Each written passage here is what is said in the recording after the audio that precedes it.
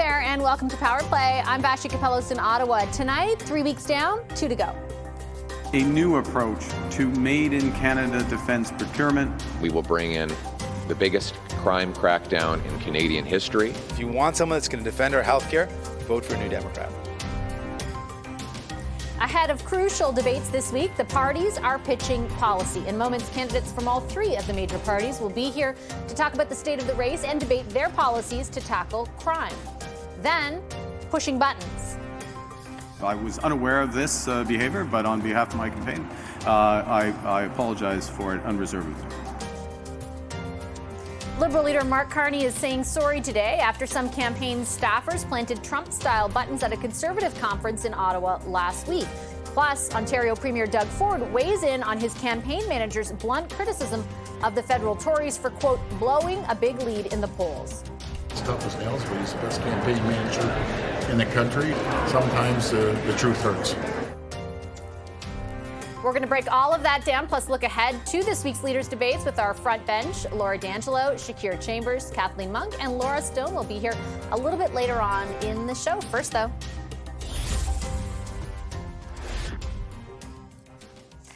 the campaign is now entering a critical stretch with just 2 weeks to the day until Election Day. This week will be a big one. It's debate week, and advance polls open on Friday, which means leaders are trying to sway whatever undecided voters remain and lock in the votes of people who support them. Here's a look at the parties and what they're pitching right now. Mark Carney is in Quebec announcing his plan to bolster Canada's military. We have to give our armed forces the new resources that they need to defend our sovereignty with a made-in-Canada defence procurement approach. Carney is promising to create a new agency to modernize defence procurement, buy Canadian wherever possible, and create a new research bureau focused on developing cybersecurity and AI technologies. Meantime, NDP leader Jagmeet Singh is focused on healthcare. We're up against a crisis in our healthcare, and that crisis is a shortage of healthcare workers. It's all workers, but particularly nurses. He targeted medication prices and wanted to jack up prices. Singh is promising to hire 35,000 nurses by 2030, improve working conditions, and require provinces and territories to meet nurse-to-patient ratios. And finally, Pierre Poilievre is vowing to crack down on crime. The worst mass murderers should never be allowed back on our streets. For them, a life sentence should mean what it says, a life sentence.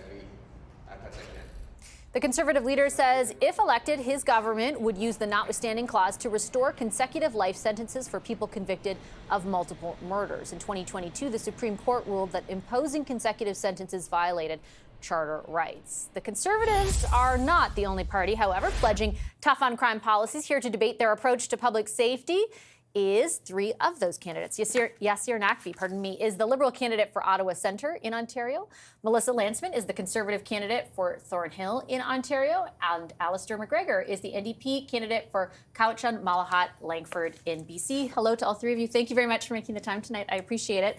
I'll start off, Ms. Lantsman, with you because your party made the announcement on crime today. And I wanted to ask you about the decision to invoke the notwithstanding clause. It's serious if you invoke it to pass a law. It means to do so you're willing essentially to suppress a right as granted by the Charter.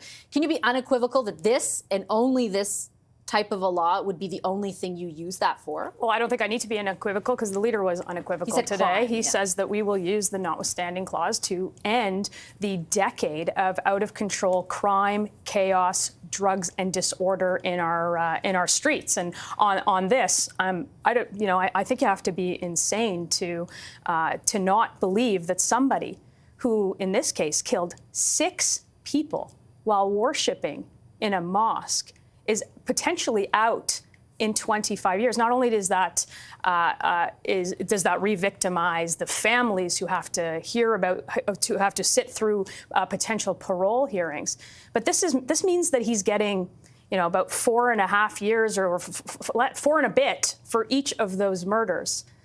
You can't get a bulk discount when you kill multiple people, and those people should be behind jail for life. And life should mean life, and judges should be able to give those consecutive sentences. And that's exactly what we'll do. We'll use the notwithstanding clause for this. Just for this, to be sure, not for other things related to crime? Well, just this on one law? On this issue, most certainly. And we will use the notwithstanding clause on Liberal crime. liberal-driven crime in this country. But there is nobody that believes that they are safer after 10 years in the streets. We've had gun crime go up by 160%. We've had violent crime, gang-related crime go up by 50%. We've had hate crimes in this country rise by 250%. And each and every person feels like they have been victimized in their own neighborhoods, on their own streets, in their own homes, taking public transit. So we will use the notwithstanding clause on this and on to fight liberal crime that they've unleashed into this country. With great respect, that's two different things. And I'm not trying to take away from the criticism, and we'll ask your colleague about the record of the last 10 years on crime. Well, he doesn't want to talk about the record of the last 10 years. Just let me finish. There's a big, just saying, this one law and invoking the notwithstanding clause, which again does suppress a right. The use of it does suppress a right as granted by the Charter. The use of it actually protects the rights of Canadians. It protects So is it doing that in Bill 96 or Bill 21 it certainly in Quebec? Protects the rights of those who have been victimized by crime. It protects every single Canadian. It protects them from things like Bill C-75, which has allowed repeat violent offenders out on the streets. It protects people from Bill C-5, which took away mandatory minimums for the most violent offenses. Those are the things that we are going to reverse in Liberal policy. We're going to take those bills right off of the table. This was a choice by the Liberals to put these bills through. It was a choice to be soft on crime, and I think we want to do the exact opposite. And again, I'm not trying to take away from that criticism, but a couple of things that you said there. For example, when you talk about Bill C-75, that was in response at the time to a court decision that was referencing overrepresentation of minorities in the jail system. And even the use of the notwithstanding clause is in response to a decision from the Supreme Court. Should Canadians take from your posture on this and your willingness to invoke the notwithstanding clause that a Conservative government would not have any deference for court rulings? We will make sure that repeat violent offenders and those mass murderers in this case, people who have killed six people in a mosque, are behind bars forever. That's what you should take from this. No matter what. Well, they should be in jail for life. No, I mean, I just mean insofar as I'm asking you about decisions that come down from upper courts. Does that not hold any weight with the Conservatives? Everything that we've put together on our crime agenda, we believe that we believe that it withstands the court. And I'm not going to decide what the court is going to say about legislation. But we want to be tough on crime. We want to make sure that people are safe in their streets, in their homes, in their neighborhoods, and we want to stop the last 10 years of violent crime in our streets. So let me pick up there, Mr. Nakpi, and ask you about a couple of things that your party is now proposing when it comes to addressing public safety for Canadians. The two things that really stood out to me in what you proposed, the big announcement was, I believe, last week, hiring 1,000 new CBSA personnel in doubling down on the buyback program that Justin Trudeau, the former prime minister, and his government originally introduced. It stuck out to me because I've done countless interviews with people who served as public safety ministers in which they told me additional officers at the border were an invention of the union representing those orders and dismissed the calls for doing so. And the buyback program was something that your government introduced or promised to do in 2019, and it has yet to launch. It's not even supposed to until later this year. So why should Canadians basically believe you're going to fix problems that your party until months ago either denied existed or failed to address adequately when it was in government? So let me start by first saying that what we are hearing from Pierre Poilievre is outdated, unconstitutional ideas to fight crime that are going to result in taking away rights of Canadians. We have to be really mindful of this. We cannot be cavalier with using the notwithstanding clause to take rights of Canadians. The Charter exists for a reason. Mr. Poilievre, in fact, in the past have spoken before and has said he will use the notwithstanding clause in other criminal law matters as well. And look where that has taken us. We have seen other Conservative premiers in Canada, like Danielle Smith and Doug Ford, using notwithstanding clause, taking rights of really marginalized minorities. So I think Canadians have to be very careful when they hear any politician talking about using notwithstanding clause to make them safe. In fact, what it's going to do is make them unsafe, and it's not going to solve the problem. And that is why what we are focusing on is on organized crime, on serious crime, things like gun violence, repeat gun violence, things like intimate partner violence. This is where we need to make sure that there's more emphasis, whether it's bail reform, whether it's revoking license of any gun owner who's been convicted of intimate partner violence, for instance. This is how we're going. What we need to do is make our community safe, not by invoking the notwithstanding clause. But my question for you, with respect, Mr. Naqvi, was about the substance of what else you're promising to do. The buyback, again, you're saying we're going to have this buyback program, we're going to get guns off the street. You promised it in 2019, and it hasn't even launched yet. The promise to hire 1,000 new CBSA officers, I mean, those officers were cut years and years ago.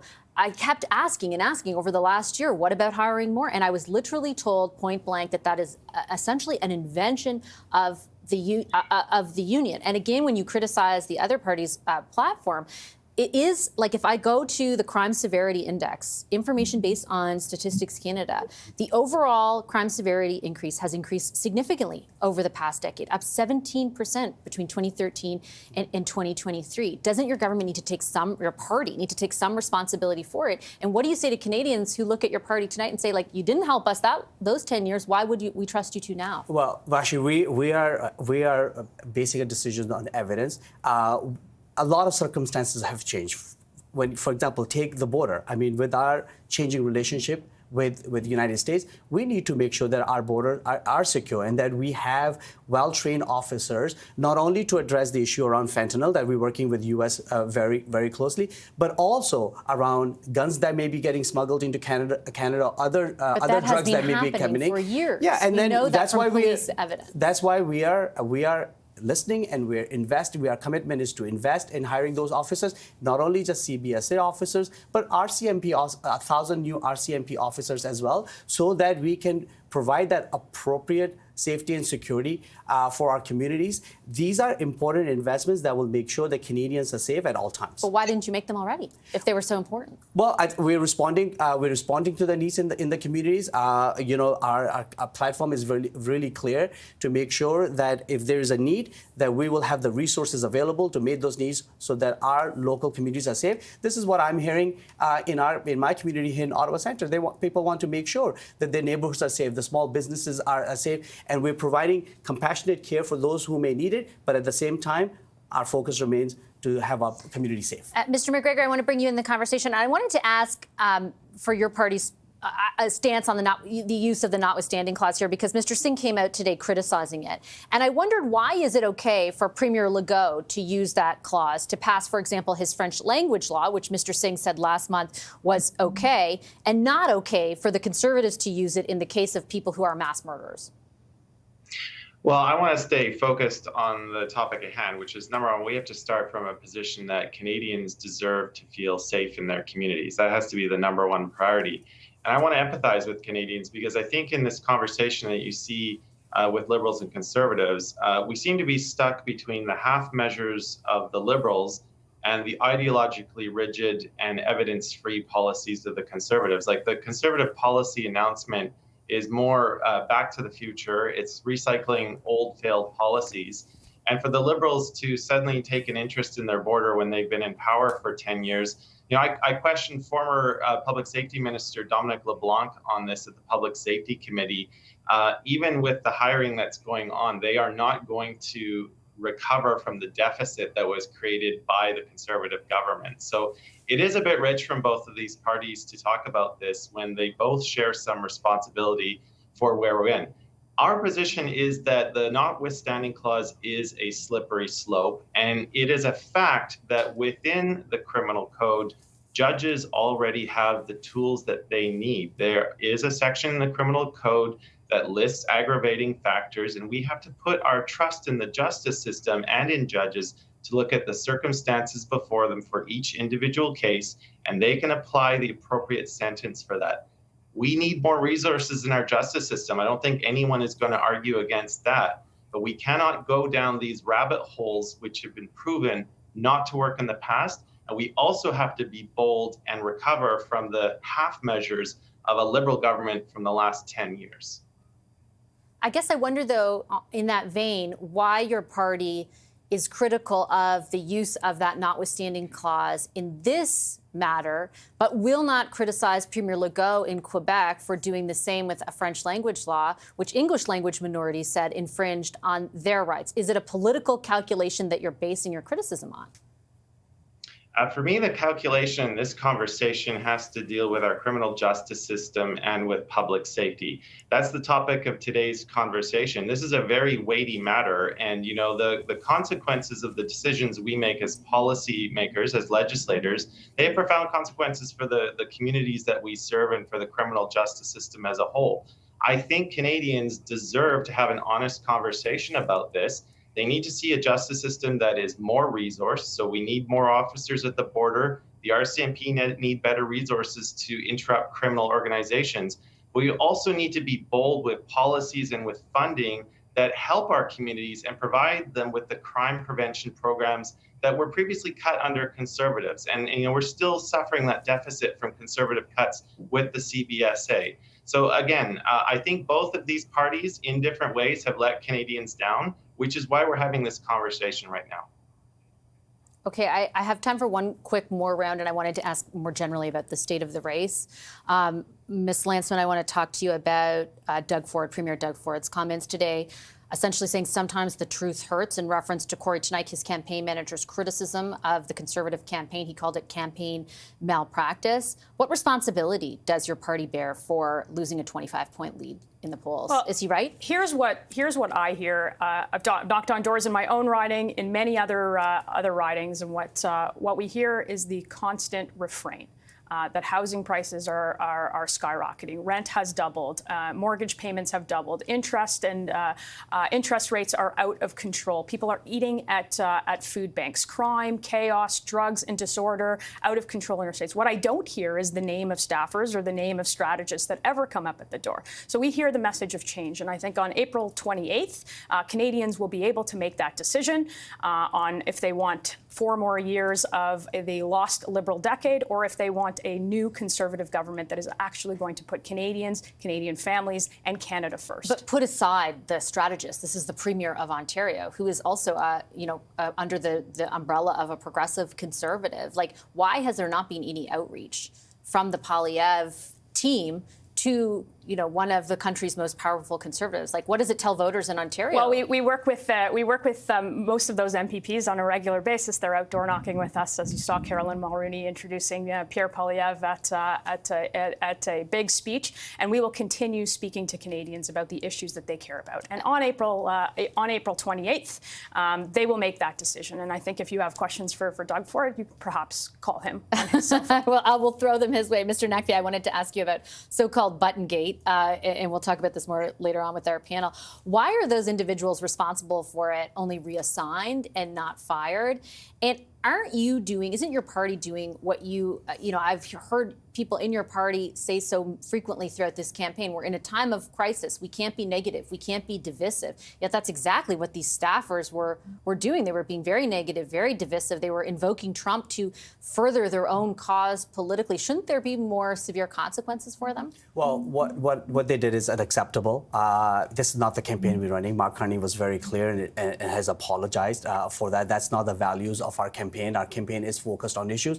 Our campaign is focused on providing a very competent, experienced plan that will allow for Canada to assert its sovereignty as a country and rebuild our economy so that we are less reliant on the U.S. That's the conversations I'm having at the doors. People want to vote for Mark Carney and the Liberals because they see the experience that he brings to this really important work that needs to happen in earnest as soon as this election is over. That will remain our focus, and we'll make sure that we continue to run a thoughtful, focused campaign that is focused on ideas and having these very healthy democratic debate, not frivolous stuff. These individuals, with respect, have not been fired, right? Again, they're not removed from the campaign. They've just been reassigned. And to be clear, what they were trying to do was make it seem like Conservatives would say the election was stolen.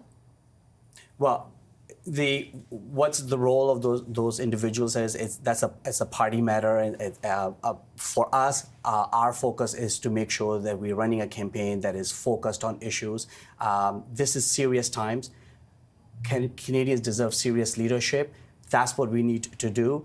That should have not happened, and we will going to continue to provide a plan that speaks to the moment and make sure that Canada remains a strong country once we start important work of rebuilding. Mr. McGregor, I'll just jump off that question with a final question to you, because today I listened to Jagmeet Singh sort of push back on questions around where the polls are at as well. Why is it okay for your party to criticize or doubt the polls, but when the Tories do it, Mr. Singh accuses them of election denialism? Well, I mean, everyone's got different interpretations of polls, and that's especially so during a campaign period. You know, I have kept my work on the ground here in my beautiful riding of Couch and Malahat Langford. And what I can tell you is that, number one, there is a growing aversion to Pierre Poilievre because of the fact that he seems to take a lot of his political cues from Mr. Trump. And I think the question that I'm hearing now is a lot of my residents in this riding are starting to ask themselves, you know, we can't really trust either Liberals or Conservatives to keep in mind the things that we care about in any negotiations with Trump, whether that's our healthcare, environmental issues, or workers' rights. And so for New Democrats, especially here on Vancouver Island, you know, we have an established record fighting for those things. We know that both the Liberals and the Conservatives have spotty records on that. And, you know, the only poll that counts is the one in 2 weeks' time. So there's still lots of time left. There's going to be some important leaders' debates this week. And I think a lot of Canadians are going to be making up their minds over the Easter weekend. So game on. Let's continue this good conversation that we're having right across the country. Just very quickly, though, again, you jumped to comparing the Conservatives to Trump. Why is it okay for the NDP to criticize the polls and not the Tories? Why is it Trump for them and not for you? I am not one who has publicly criticized the polls. All I have kept my comments to is the fact that sometimes they have to be taken with a grain of salt. They're a snapshot in time. And again, we can see wild swings. I think one thing that is certain in this election is that we are still dealing with a fairly volatile electorate. And I think we're going to see things firm up over the next week or so, especially after the Easter weekend. And we've got a lot happening this week with the leaders. This will be a much-watched event, both in French and in English. I think you're right. I think we can all agree maybe on one thing. That's it. Thank you so much, everyone, for making time for the discussion. I appreciate it. Alistair McGregor, Yasser Naqvi, and Melissa Landsman. We're going to talk even more about those leader debates and what to look for with our front bench in just a bit. This evening, Laura D'Angelo, Shakir Chambers, Kathleen Monk, and Laura Stone will be here. First, though, after a short break, more tariff whiplash, the latest on Donald Trump's trade war, and which tariffs he's threatening now and which ones he says he might pause. Back in a moment with that.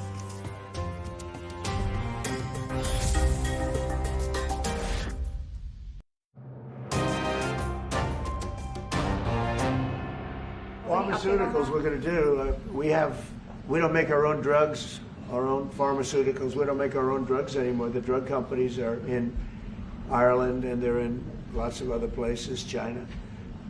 And all I have to do is impose a tariff. The more, the faster they move in. The higher the tariff, it's very simple. It's inversely proportional. The higher the tariff, the faster they come. U.S. President Donald Trump there once again threatening to escalate his trade war, saying today that tariffs on pharmaceuticals are coming. Now, Trump was asked exactly when he would implement those tariffs or how big they would be. He wouldn't provide an exact timeline, but said, quote, in the not too distant future. Canada exports at least $3 billion worth of pharmaceuticals to the U.S., and its expected tariffs would drive up medication costs on the other side of the border. But the tariff chaos, fear not, it does not end there. Trump is also suggesting he may temporarily now pause auto tariffs. I'm looking at something to help some of the car companies where they're switching to parts that were made in Canada, Mexico, and other places, and they need a little bit of time. If the president follows through on this pause, it would be the latest reversal in his ongoing trade war. Just this past weekend, the U.S., for example, granted a temporary tariff exemption for electronics coming from China. Let's take a look at how markets closed in reaction to all that tariff back and forth. The Dow Jones gaining 312 points today. The S&P 500 up about 43 points. The NASDAQ closing in 107 points up. And the TSX gaining nearly 279 points. Coming up, we will turn back to the campaign trail. Liberal Party staffers plant Trump-style buttons at a Conservative conference. We'll dig into Mark Carney's response and apology with our front bench. Laura D'Angelo, Shakir Chambers, Kathleen Monk, and Laura Stone. There they are. They're back with me in just 2 minutes. Stay right there.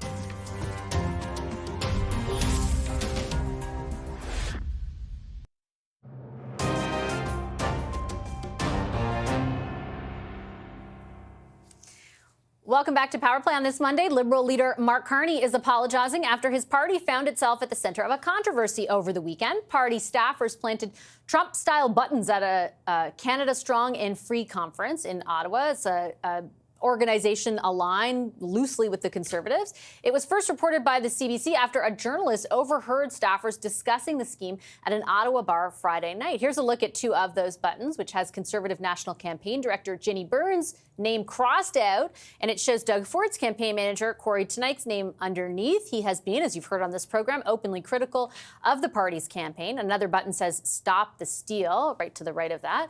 Carney says the people responsible have been, quote, reassigned within the campaign. This is totally unacceptable, to be absolutely clear. And I, on behalf of my campaign, I was unaware of this behavior, but on behalf of my campaign, I apologize for it unreservedly. Okay. I've made it absolutely clear to my campaign that this behavior or anything approximating it or in that spirit is unacceptable, cannot happen again. A Conservative campaign spokesperson responded with a statement that says, "It's clear the Liberals are attempting to bring American-style politics to our country. One wonders what other dirty tricks they are behind as they desperately seek to distract from their disastrous record while seeking a fourth Liberal term." So what does this latest tactic tell us about the state of the race as we enter week 4 of the federal election campaign? Time to talk about that with our front bench. Laura D'Angelo is with Enterprise Canada and previously worked in Prime Minister Justin Trudeau's office. Shakir Chambers is a vice president at Oyster Group. He worked in Prime Minister Stephen Harper's office before becoming a policy advisor to the International Trade Minister. Kathleen Monk is the former director of communications to the late Jack Layton. She's now the principal owner of Monk & Associates. And Laura Stone is a Queen's Park reporter for the Globe and Mail. Hello, everybody. Nice to see you. Happy Monday. Happy 2 weeks to Election Day. Shakir, I'll start with you. What do you think of the fact that this actually happened? Like, what's your read on it? And what is your read on Mark Carney's response? Yeah, I mean, I don't think a thing like this actually moves votes. I think for conservatives, though, it's just the sheer level of righteousness that the Liberal Party has when they talk about, the conservatives bring in American-style politics, and the conservatives spread misinformation or disinformation, and you see something like this happen, right? I think for a lot of conservative folks as well, it's hard to believe it was just one or two rogue staffers that just went out and did this. This had to be condoned or, at least ordered from some of the more higher levels of the Liberal campaign. And so I think, one, it points to the fact that how central comparing Pierre to Trump is to the Liberal campaign, the lengths they'll go to kind of make that true. But I think, two, for people who are following this story, I think that comparison, this diminishes the credibility when the Liberals actually say this, right? People who are watching this and understand this are understanding that maybe the Liberals are going, a bit over the edge trying to make this comparison true because they understand how much people in Canadian actually despise or hate Trump right now. Laura, what is your take on how this was handled and the fact that it even took place at all? I mean, it's like watching an episode of Veep, really. Yeah. And let's be real, this story is going to be used by all campaigns as a what not to do as a political staffer for probably the next decade. The bragging part or the doing it part? Oh, probably both at this point. Should be both. But let's be clear, this was a really bad mistake, and it shows a lot of immaturity on the part of those who cooperated or did it or whatever the case may be. And it's so frustrating to watch, too, because Pierre Poilievre had enough of a Trump problem. He actually didn't need the help, so there was not really a need to do this. And the Liberals have been running a good campaign. And instead now, Mark Carney's had to come out and apologize. We've taken up a lot of the news cycle for the last 24 hours for something that really wasn't necessary in a campaign that was going pretty well. I thought the interesting part for me, Kathleen, is the degree to which the Liberals have been critical of, in particular, the Conservatives, of being divisive or negative at a time of crisis, right? Mm-hmm. When you don't want to exacerbate issues that exist in the face of the threat that we face from Donald Trump. It's hard to tell people not to do something and do that very thing. Yeah, I mean, listen, we're done 3 weeks of the campaign. In dog years, we're at 161 days, if you do the math.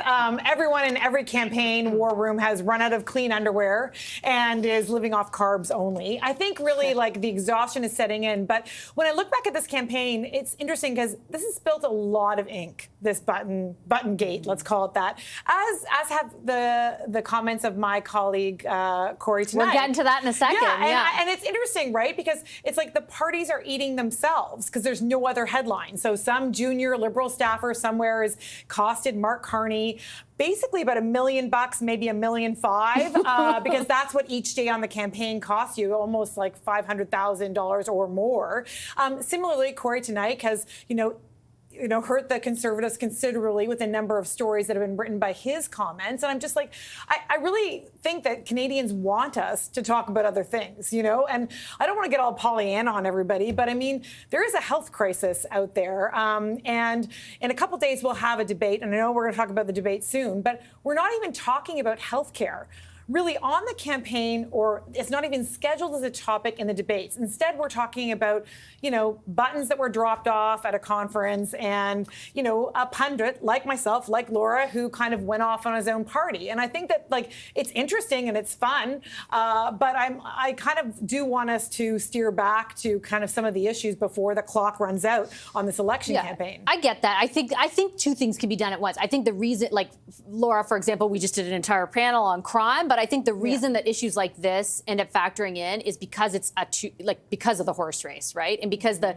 polls and the degree to which they've swung have been such a part of the narrative of this race that if anything informs that one way or the other, it's like people are interested in it. But to Kathleen's point, obviously we've got to talk about the real issues as well. I think, both can be real in their own way.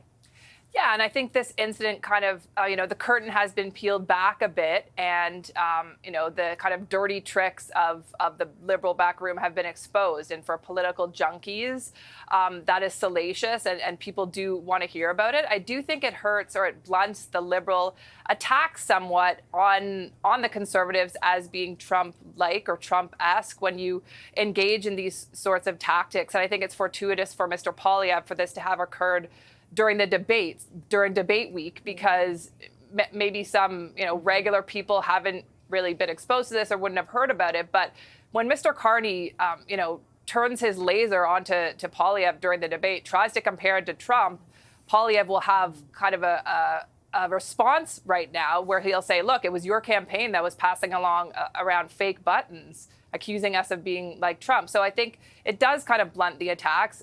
Obviously, the issues of affordability, housing prices, natural resources, these are going to eat up a lot of what the debate is going to be about, what people care about. But I do think it probably benefits the Conservatives right now to have this have occurred. And I do think it's a little curious or suspicious that Mr. Carney did not fire the people who are responsible for this. They've simply been reassigned. So it does kind of beg the question as to at what level of the campaign are they operating on? Why would you not get rid of the people that are responsible for this if it is indeed so egregious to the campaign? Okay, the other thing that Kathleen said was causing a stir. We got to talk about that as well, because Shakir, it's not just Corey tonight. It's Doug Ford today, the Premier of Ontario, was asked about Corey's comments and the wider situation with the federal Conservatives in their campaign. Let's play that clip. Something as for Corey, I've said right from day one, he's tough as nails, but he's the best campaign manager in the country. And to be very frank, if Corey was running that campaign, I don't think Mr. Poilievre would be in the position he's in right now. But it's still a lot of time left. We still have debates. At the end of the day, the people will decide which way they want this country to move forward. But sometimes the truth hurts. So, Shakir, I got to ask you, this kind of open war between Doug Ford Conservatives and federal Conservatives, what do you make about that? What does that do? So I think a few things. I think for Premier Ford, I think what's remarkable about this is that for months, especially during the campaign, but even since, the beginning of this year, he was very careful in how he spoke about federal politics, and he decided today to go a bit further, right? But I also think, listen, facts matter. My party was up 25 points, when the campaign started. We lost that lead in a matter of weeks. That is concerning for myself as a conservative who wants Pierre to win the election. I think ultimately Pierre and Ford, they're different leaders with different styles, and I think they activate different parts of the conservative base. So Ford can say these things, right? Pierre is more of the traditional conservative, and he has those folks motivated and enthusiastic to go out and cast the ballot. Premier Ford is more dynamic, if you will. He's a little more flexible in what he thinks and he believes, if you will, right? And I think you're seeing that the way he works with Mayor Chow, the way he worked with the federal Liberals to do things that are beneficial to Ontario. So I think he can get away with talking like that because I think he activates a different part of the conservative movement. I would say this. I know the storyline and the headline is going to be, the two conservative leaders are, there's some tension or perceived tension. But I think Melissa Lansman was spot on, and I've seen it for myself.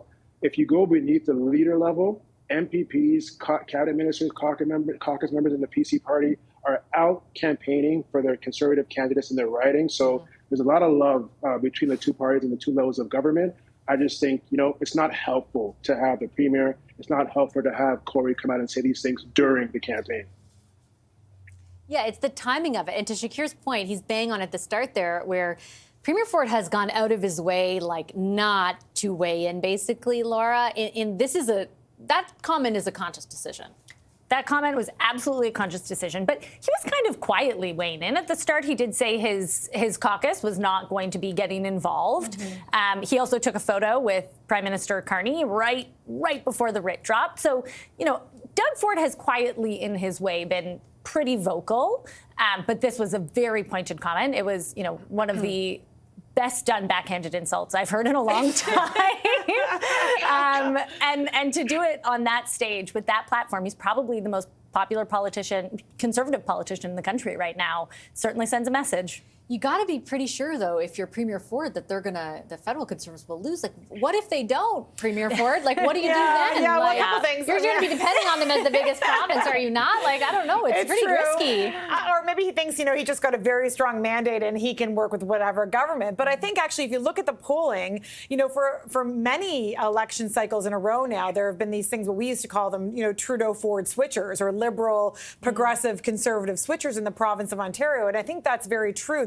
That voter profile, that model voter is still very much the same. And I think that he's kind of counting on that. Remember, in Ontario, the party there, Ford's party, is called the Progressive Conservative still. It's not Shakir's right to point out the difference in some ways between these two leaders and how they act. And also reframe the whole conversation and be if I was a newly elected conservative leader, i.e. if I was Pierre Poilievre and I got elected in September of 2022, who would I have been calling with almost monthly or asking for meetings quarterly? It would have been Doug Ford. And did he do that? No. So, kind of you reap what you sow.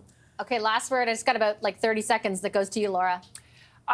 This is now the third story I've written about Corey tonight in this election campaign, which I didn't have on my bingo card when it started. So, elections can take you in weird directions. You can take some strange turns. I think it was very personal for Doug Ford today. I think he was personally defending kind of Corey's honor. And obviously, Corey's taken some heat for some comments that he's made about the campaign on your show and other places. Vashi, I think it shows there is kind of no love lost at a personal level between the two politicians, and Mr. Ford has made it clear he can and will work with anyone. And in a way, it may be kind of better for him as a Conservative in Ontario to work with a Liberal government who seems to kind of share some more policy directions with him than say, someone like Pierre Poilievre. So the dynamics are truly fascinating. I'm not sure if he knew kind of how gangbusters this comment of his would seem like almost a throwaway comment from Mr. Ford today, but it certainly is making waves in the campaign, and I think it shows, just kind of how personal this battle is somewhat at the top between the Conservative at the federal and provincial level within the Conservative movement. Speaking of making waves, we got to take a quick commercial break, but we're going to talk about those leader debates this week with our front bench after that break. Stay right there.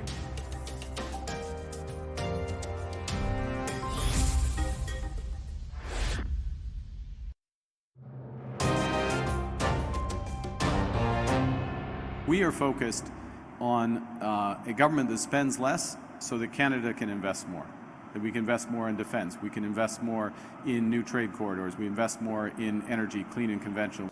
We need a change with a new Conservative government so you can have food that you afford, homes you can afford, streets that you're safe on, and a paycheck that grows faster than your cost of living. If you want someone that's going to stand up for you and your family, that's going to fight to defend our healthcare system and improve it and fix the problems in this crisis, vote for a New Democrat. With exactly 2 weeks until Election Day, as of this evening, all of the parties and their leaders have converged on the beautiful city of Montreal in Quebec. They're there for this week's debates, the only French and English debates of the campaign. The French one is Wednesday, the English one on Thursday. Will they be a game changer or a deal breaker? Let's bring back the front bench. Laura D'Angelo, Shakir Chambers, Kathleen Monk, and Laura Stone. If we could pull up on the screen, we now know the topics. And Kathleen, you highlighted in the last segment, no health care. There is a lot about Trump, a lot about trade, the economy, public safety, for example. In what way do you think these debates will matter?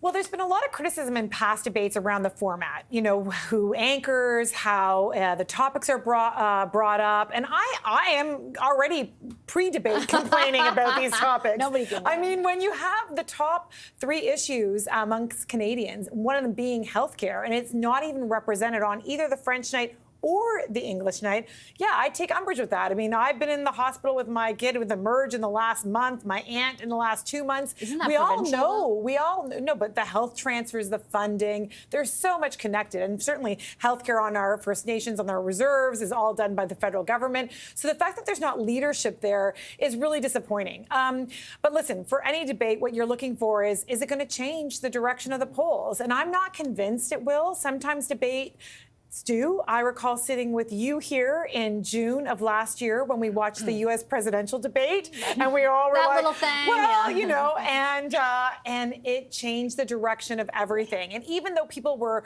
as I said at the time to you, people were like hate watching the debate through their eyes because they didn't want either Trump or Biden to win. I think that I wonder if this will. I don't actually predict. If I was asked to predict, I don't actually predict that this will actually change the debate too much. Often it's actually the lesser parties, so potentially New Democrats, Bloc, or Green, that actually make the most difference in debates because it's the first time they get actually the same amount of attention that the other 2 leaders have been getting. Laura, your thoughts on that? Yeah, I mean, I certainly think the NDP and the Bloc have the most to gain this time around, but I'm watching a couple of things. I'm watching how Mark Carney reacts. This is, his first time in a big debate environment. Loves being pushed, as we've seen he so loves far. being pushed. But, it's going to be challenging. He's the front runner. He's going to be attacked by everybody on that stage. And that is a lot of pressure for, the hour and a half that you sit there or stand there in his case. So I'm watching to see how he reacts. But I'm really watching the style piece, right? I think we're used to seeing politicians, particularly for the past 10 years, like Pierre Poilievre, someone who's really outgoing, someone who is, a little bit more of a showman and uses theater to his advantage. And so it's going to be a big style contrast, I think, with Pierre Poilievre and Mark Carney. And, Carney's been working his plan, calm, cool, collected. We're going to see if he can keep that going. Laura, I think I put it this weekend, I'm interested to see, does Carney take the bait and how does Poilievre give the bait? Yeah. Yeah, I mean, absolutely. I think the stakes are actually really high here because we've seen both the Liberals and the Conservatives pretty close in the polls, right? I mean, the polls are showing the Liberals slightly ahead, but they're not running away with it by any stretch of the imagination. They're somewhat tightening. The NDP has a new pitch to kind of hold the government to account, a Liberal government most likely in their eyes. And so I think it will be truly fascinating to see. I mean, obviously, Mark Carney's job on the stage will be to show that he's not Justin Trudeau. Pierre Poilievre's will be to show that he's not Donald Trump. They're going to want to land some punches against one another. I think Carney will probably be on the defensive on his personal situation, his taxes, his assets. We know that that's where the Conservatives have been heading with a lot of their attacks throughout the campaign. So does that rile him up? Does he get upset? And how does he turn the tables back on Poilievre? So I'm hoping that a lot of Canadians do tune in, that it's a well-watched, a well-attended debate, and I think the consequences are quite strong for whoever comes out on top of both the English and French debates. Last word to you, Shakir. Yeah, I'm looking at the framing right now, and I think the framing is creating a lot of high expectations for Pierre. Everybody keeps saying, he's going to crush Carney. Yeah, he's a great debater. He's a great communicator. That's going to be a lot to live up to heading into the debates, and I think it actually lowers the expectations for Mark Carney. What I've heard punditry throughout the last few days, everyone keeps saying Carney just needs to show a level of seriousness. I'm not even sure what that actually means, but he just needs to be serious on the stage.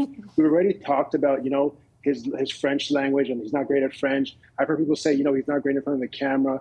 Lowering these expectations only benefit Mark Carney, and I can criticize him, I can criticize the Liberal Party, but Mark Carney is no dummy.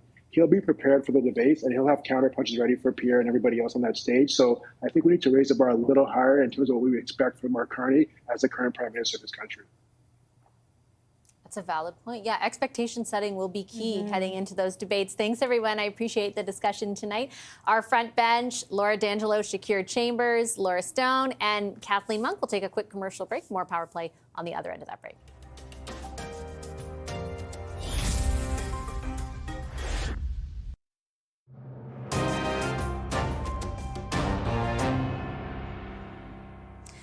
Welcome back to Power Play. A lot of volatility remains on the markets. More comments from U.S. President Donald Trump today about what he might proceed with when it comes to additional tariffs and what he might pause. On the latter, it could significantly impact Canada. He says he's potentially looking at a pause on auto tariffs, 25% right now applying to foreign-made cars, which is already having an impact here in Canada. It's also having an impact, though, on employment and the auto sector in the United States, something that he acknowledged in his comments today and then speculated about the potential for a pause. Let me show you where markets closed as a result, up on the news of the potential for that. The Dow Jones up 312 points, the S&P 500 up just about 43, the NASDAQ up 107 points when it closed, and the TSX here in Canada gaining nearly 279 points. Of course, those markets do remain volatile to the ups and downs of this trade war. I also want to tell you about our coverage this week of the two big debates, the singular French debate, the singular English debate of this entire campaign. We're 2 weeks to the day from Election Day. Wednesday evening, 7 o'clock Eastern, the French debate will take place. We will be live from Montreal for Power Play that night. On Thursday, we've got a special edition of Power Play. We're up at 5 o'clock. The debate gets started at 7 o'clock Eastern, I believe. Sorry, I believe the French one starts at 8 o'clock. My apologies on Wednesday. 7 o'clock Eastern for the English debate on Thursday. We'll carry that live right here on CTV News Channel and ctvnews.ca. And then we're going to have post-game analysis as well. Scott Reed-Corey tonight and Kathleen Monk will join me on set in Montreal. I'll leave Power Play there. Thanks for watching. Have a great night.